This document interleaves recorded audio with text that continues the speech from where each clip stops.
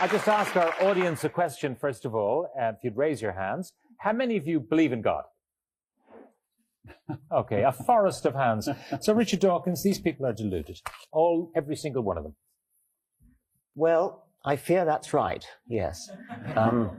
I would say it's rather like the phenomenon of the imaginary friend that children have and that comfort them and console them, but there's actually not the slightest shred of evidence that any kind of supernatural being exists. So I'm sorry to say, deluded, yes. Deluded. How can so many people be wrong? Well, there was a time when everybody believed that the world was flat. There was a time when everybody believed that the sun whizzed round the earth. People are very, very frequently deluded. And by the way, of course, there was a time when people believed in Zeus and Apollo, and in other parts of the world they believed in Thor and Wotan. People have believed in fairies and leprechauns. Everybody in this room, I would guess, knows what it's like not to believe in the God of some other religion. You know that if you happen to be born in the Middle East, you'll probably be Muslim. And people who are born in the Middle East believe equally fervently in their God. They can't both be right. There are so many different gods that people have believed in throughout history. So what people believe is really an accident of geography? Exactly right, yes. The beliefs that you hold about religion are almost always dictated by some sort of social or psychological incentive. For example, in 90% plus of the cases, people believe in the God and religion that their parents believe in. And even if there's some sort of exception when a person changes their religion, that religion is always in popularity, or at least to some extent available in those societies. For example, most people in the US would be Christians, most people in India would be Hindus. And you will often find this, that whenever a Hindu moves to the US from India, and sometimes they would convert because they have found a new community of Christians. And sometimes when some Christian from the United States moves to India, or just as a vacation, and goes to one of the more holy cities next to the Ganga or Ganges, and they have a very profound spiritual or religious experience, they convert because of that. And it is never really because they heard an argument of some sort. So it's never like some Hindu heard about the Kalam cosmological argument and they became a Christian, or vice versa for any other religion. It is almost always because of some sort of social incentive. And something like someone born in India obviously could not be a Mormon, because most people haven't even heard of that religion. And for the people born in the US, cannot be a Jain, because most people haven't heard of the religion of Jainism. So this sort of limited understanding about religion dictates what is often people consider to be the truth. Friedrich Nietzsche famously said that God was dead, and Sigmund Freud can be rendered as having said that God was dad. And I think both of them are probably right. The concept of God is like everything else in our vocabulary, man-made. It's an invention of human beings. Unless you take the view that God made us, in which case it'd be a lot to explain. Why did we in that case make so many gods? It does seem to be very much more probable that men and women made many gods than that any one God made all men and women and the rest of creation. And as well as being man-made, it's fear-made. It is the unexpressed or partially expressed wish for a protector, a parent, someone who will never desert you, someone who will do in a way you're thinking for you, especially on questions of moral philosophy. At its best, it's that. It's a wish to be loved more than you probably deserve. And at its worst, it's the underdeveloped part of the human psyche that leads to totalitarianism, that wants to worship and that wants a boss, that wants a celestial dictatorship. And that's the bit that's now threatening to destroy our secular civilization. And so you're quite right to start where you do. It used to be believed, I mean, the number of gods now it's infinite, and a new god is created almost every day by some cult or other, but it used to be that. There was a belief that gods were in the trees, in the woods, in the springs, in the sea, in the clouds, and so forth. Polytheism of a kind. Then something a bit more polytheistic, like Olympus, where there was at least a location for the divine, but it was multifaceted. And then monotheism, getting it down to one. So I regard this as progress of a sort, because they're getting nearer the true figure all the time. I actually agree. So this Christopher Hitchens and Richard Dawkins are the absolute goats of atheism, and he mentioned very valid points regarding this. And one of the things that he mentioned is how religions evolve and how it's impacted and influenced by human societies. For example, if you go back to the early humans, the oldest ones are found to be around 300,000 years old. Between that and till around the oldest evidence for humans believing in God in some sort of cave or something is about 50,000 years old. So for 250,000 years, humans did not believe in God, or at least did not even have the mental capacity to believe in God, because humans went through the cognitive revolution something around 70,000 years ago. And so look at how after that humans believed in animism, which was a type of religion when trees and rivers, spirits. So there's the Aztec tree of life, and then it kind of evolved into polytheism. So Hinduism is polytheistic. The Greek gods had multiple gods, Roman gods representing multiple different things, Norse gods, Egyptian gods. Hinduism has multiple different gods about around wind and fire and water and other things, which nobody today takes them seriously. They are more taken symbolically because society has now moved on towards a monotheistic understanding of God. Even within Hinduism, it has evolved. And so you saw that Hinduism being one of the oldest religions, then came Christianity, a triune God, Trinity God, then came Islam, single God, and now there's this revolution of atheism. There's no God. So that's interesting. Animism, polytheism, monotheism, atheism. And another thing is how societies impact how religions are formed. So if a religion originates in a part of society which is very egalitarian and decentralized, that religion becomes extremely peaceful. And if a religion is started by a peaceful monk such as Mahavira or Buddha of Jainism and Buddhism respectively, those religions turn out to be extremely peaceful and have their understanding of God, if it exists, is extremely peaceful. And religions that are started by warlords and originate in extremely misogynistic societies turn out to be extremely violent and sexist. And another thing is how religions that have never had problem with other religions tend to be extremely peaceful and integrate with other religions, such as the Eastern religions. But the Abrahamic religions have a long history of anti-Semitism, so discriminating against the Jews.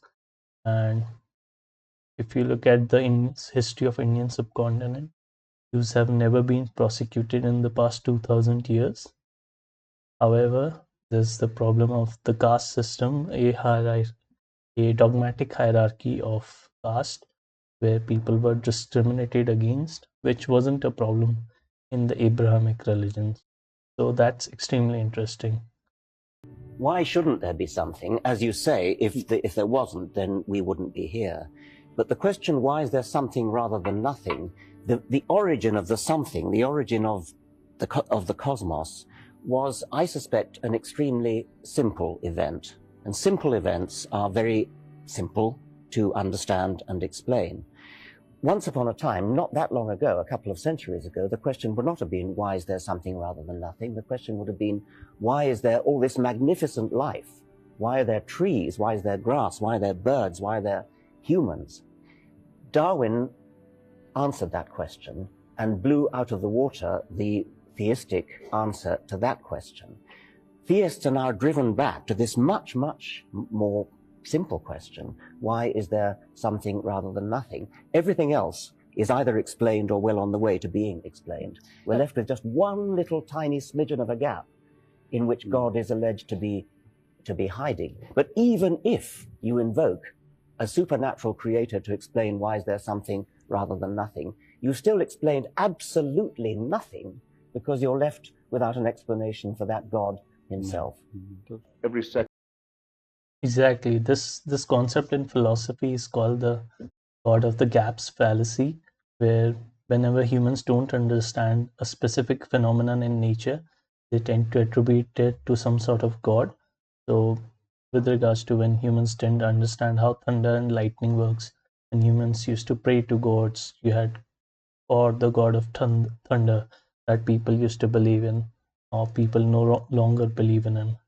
And it's because humans now understand how rain works, how thunder works, what causes it. We can accurately predict the weather with satellites, and not just that, but we can sometimes even control weather. So there are cases in the way where the rich sheikhs sometimes sprinkle dry carbon dioxide on the clouds and make it artificially rain. So you've essentially basically conquered God, or you have attained the powers of God. So you no longer need that God. Now Thor is just a cartoon character in a Marvel movie. And so that's interesting. And it's the same with evolution. The evolution explained the how we got here, and abiogenesis explained the origin of life, which is why religions were so adamantly against evolution, because it threatened and questioned the very foundations of what those religions were built on. That we're speaking, a star the size of our sun or bigger goes out, blows up or goes out. That's been the case every single second since the first moment of the Big Bang. It's a lot. That'll be a lot of suns going out as we speak. And there's a lot of annihilation, isn't it? There's a lot of destruction. It's a rather what you might call almost a wasteful scale. It does have the positive outcome, though, that we are all constituted of those materials. We are made of stardust. Now, I find that a rather more majestic and wonderful and even beautiful idea than, say, the idea of the burning bush. A bit more impressive.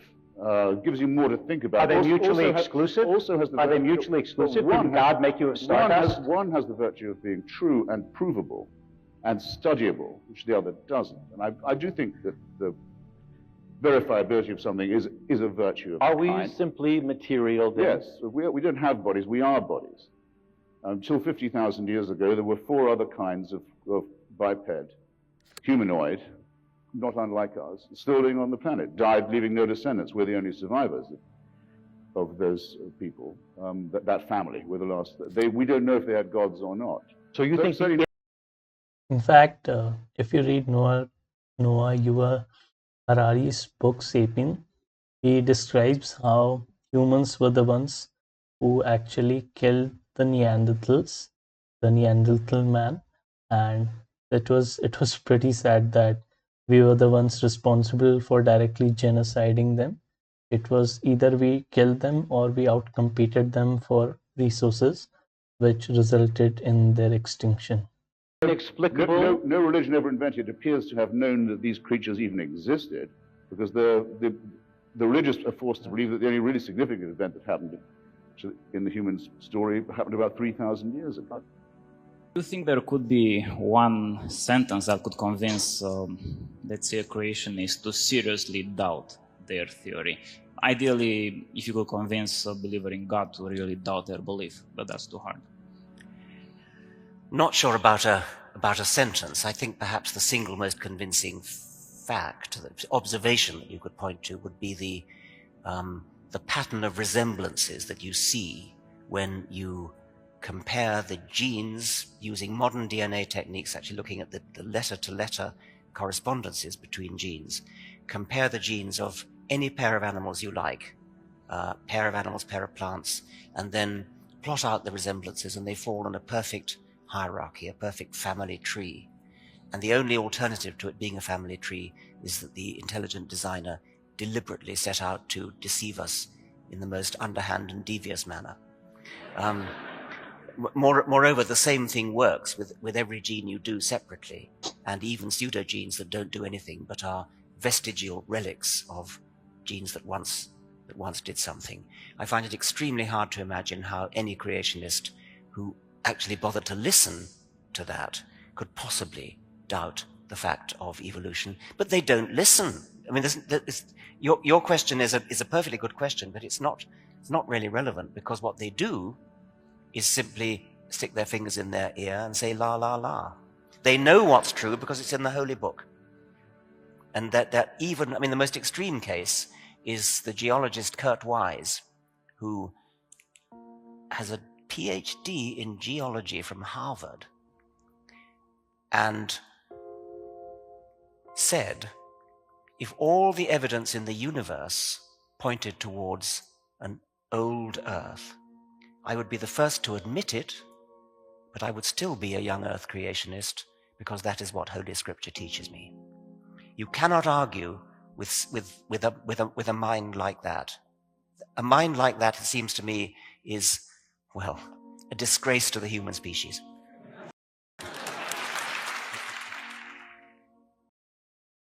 It's pretty sad what indoctrination can do to a person, especially a dogmatic religious indoctrination. And dogma here just means belief in something, not because there's evidence for it, but because a book says so, and that too in an unchanging manner, in an absolute manner. And so that's interesting. Another thing is, with regards to something like evolution, the alternative presented by creationists is that there were two people by the name of Adam and Eve, or different names depending on the religion.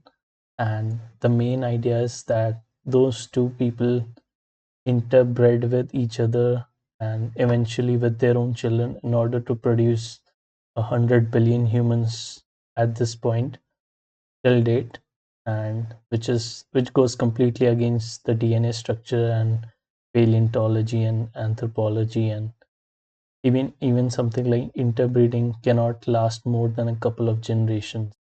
You will not be able to walk or talk properly.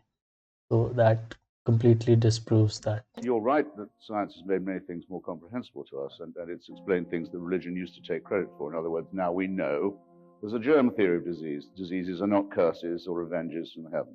Same with earthquakes and so on. The stuff they used to teach us, and many of them still do, is nonsense. Evil nonsense as well as ignorant nonsense. But it's also taught us, just in my lifetime, an enormous amount more about how little we know. We're much, much more ignorant than people who lived before Galileo. Because we have now an increasingly large idea of the fantastic expanse of the unknown. That's precisely the moment at which to say that skepticism is what's necessary. Inquiry, debate, doubt. Where's faith in this? Where's the usefulness of faith there? There's no use to it at all. Socrates, who, as far as I know, existed but may well not have done, it doesn't matter to me. No one will insult me if they say, Socrates, your great hero, didn't exist. Try it on a Muslim, try it on a Christian. Their prophets didn't exist. Or tell people that Moses is a myth. They start hurling themselves about, making menacing noises very often. Socrates said, you're only educated when you've understood how ignorant you are. And you're only going to even find that out by doubting everything all the time. There's all the difference in the world between that outlook and that mentality, and the mentality of faith. And second, on metaphysics, which I noticed take refuge in several times already this evening. like what is love? Is something poetic or is it prosaic? Very good questions, but metaphysical ones. Those who say God exists and intervenes in the world, in other words, those who say there is a religious God, a God of religion, are saying that redemption is on offer to human beings, that salvation is on offer to them, and that if they reject the offer, they can be in really big trouble. Now, don't start talking to an audience like this, or, if you don't mind, to a debate partner like me, as if religion was a private matter, because everybody knows that if it was, there wouldn't be anything to argue about. It's precisely because it claims to be a total solution, a complete solution to all problems, available on pain of death, sometimes, in some forms, but available to you if you'll only have enough faith. Well, we've just found out that faith is probably the most overrated of the virtues and the one least useful to us in the real dilemmas that we actually have to face. I like how the opponent had to interrupt him because his monologue was too good. And Christopher Hitchens, one of the most brilliant intellects that lived in this century, and he was one of the wittiest persons ever. And he's making a very valid point here that indeed there are certain religions that are extremely peaceful, such as Jainism, and that they don't really go about bothering people. Even Sikhism isn't about converting people. And if you look at religions that are extremely monotheistic, also happens to be extremely dogmatic, and even historically have been the most violent religions. It's because they claim total solution for everything. And so that's interesting. This video, I think, was on Daily Dose of Reason, so do check that channel out.